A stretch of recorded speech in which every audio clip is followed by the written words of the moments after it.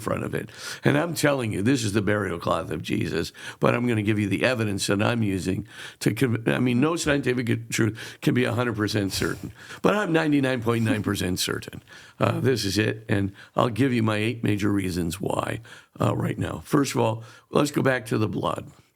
Now, the blood is sitting there on the image, but we know what produced the image is basically we can detect friability, a crispiness in the cloth, an exceedingly precise crispiness that goes along what we'll call radiation sites.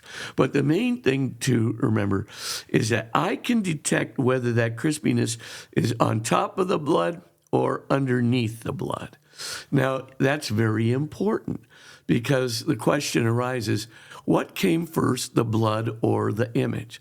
Let's suppose it's an authentic shroud. Then, of course, the blood would come onto the shroud. Well, the minute that body's laid on the shroud, the blood would be on the shroud already. And then the image would come later. That would mean that there should be no crispiness, no friability of the cloth underneath the blood. And there isn't.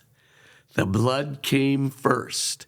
Now, can you imagine trying to put all the placement of the blood on that cloth and then put the image on top of it? So a forger goes backwards. We're going to maybe put up a picture during the podcast so people can see those that are watching on YouTube. But when you're saying the image and the blood, doesn't the blood marks make up the image? Or you're saying there's an additional image? There's an additional image alongside the blood that is supernatural? Yes, and that image is produced by radiation, and what I will talk about later is the difference between ultraviolet radiation and particle radiation.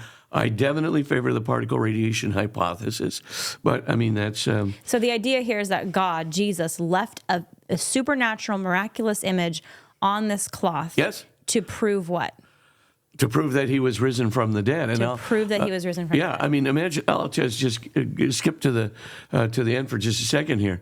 Basically, that image is very, very probably produced by what we call a low-temperature nuclear reaction that occurs from the simultaneous disintegration of every stable atomic nucleus in that body.